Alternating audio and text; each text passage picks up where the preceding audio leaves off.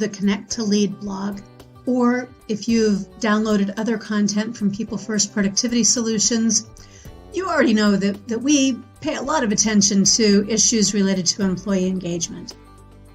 After all, employee engagement is the number one most important thing to derive the highest possible profits, the largest revenues, the greatest customer satisfaction, the peak levels of productivity, and of course, employee satisfaction and retention. Employee engagement matters a lot. And it all starts with you, the manager. Your direct reports turn to you for an emotional connection to the rest of the organization. And when they have that emotional connection, they'll apply additional discretionary effort to the work they do. One of the things that you can do to increase employee engagement and yield all these benefits is to treat people like individuals who matter to you, who are dignified by you, who you take an interest in. And it's not just about, what have you done for me lately? It's about, what can I do for you to help you grow and develop and reach your goals? I can't emphasize enough the importance of employee engagement, nor can I underscore enough how easy it really is to improve employee engagement. It's not as hard as you think it is. It just takes a little effort, a little TLC, and a little time and attention. People attention, human to human kinds of interaction. You can do this. To get started, don't think of yourself as a functional manager. Yes, you do manage work, but it's also your job to lead people. And you can only do that if you take the time to care about them.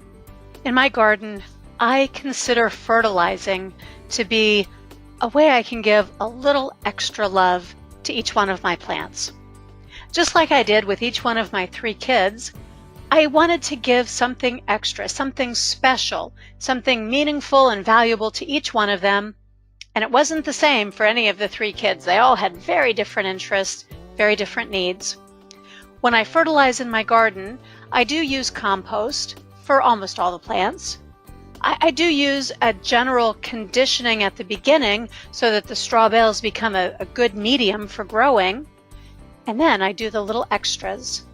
For the potatoes, whether it's the ones I'm growing in bags this year or the ones I'm growing again in straw bales this year, I give them a little potash. At different times, I give them a little bit of potash right when they are first emerging, again right before they're about to flower, and they'll get another dose or 2 as the season goes on.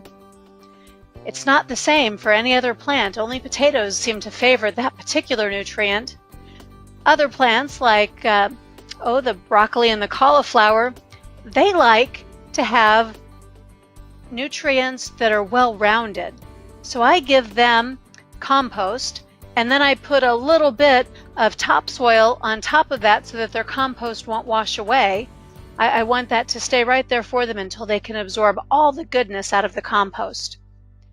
It's different yet for all of the pumpkins and the gourds and the squashes and the melons and cantaloupes that we grow. You see, they like a well-rounded compost also, but they are really hungry, greedy plants. So whereas the broccoli and cauliflower might only get 1 dose of compost at the beginning of the season, these guys are getting compost almost every single week. They just get everything they can out of it, and I think it's why my output is so prolific. I mentioned melons, but there is one exception, and it's important that I know about these exceptions. I don't want to treat everyone the same when I'm fertilizing. So the watermelons, they get a special treatment. When they're flowering, and again, when the melon is about half the size, 1/3 to half the size of where it needs to be, they get a spray of borax right on their leaves. That's boron. And I dilute that, I give it to them in their leaves. It's the only plant I have in my garden that needs that. But wow, does it make a difference every time I spray it. I can't do it too often, but when I do, I can see tremendous growth within a day or 2. I had so many watermelons last year, I couldn't give them all away. I ended up making watermelon rind candy and canning watermelon jelly as well. There are some plants that don't want to be fertilized in the same way that every other plant is. Mustard, I've found, doesn't really seem to respond well to any type of fertilizer. Most herbs like a fish emulsion or a kelp, but the mustard didn't seem to like that. So this year and last, I didn't give it anything at all, and it did just fine. You see the mustard plant there on the right-hand side, lots of flowers, which turned into lots of seed pods, and then all those teeny tiny seeds that had to be taken out of the pods little by little. So I got way more than I expected, which was fine. I was able to use the mustard seeds when I made pickles, and then throughout the year I dried them and had them to use in all sorts of recipes. But you can't make assumptions when it comes time to fertilize in the garden, or when it comes time to engage the people that you're working with, when it comes time to give them what they need so that they can flourish and give back to you. You have to understand those individual needs. It's really important to give that extra little bit of love on top of everything else that hopefully you're already doing.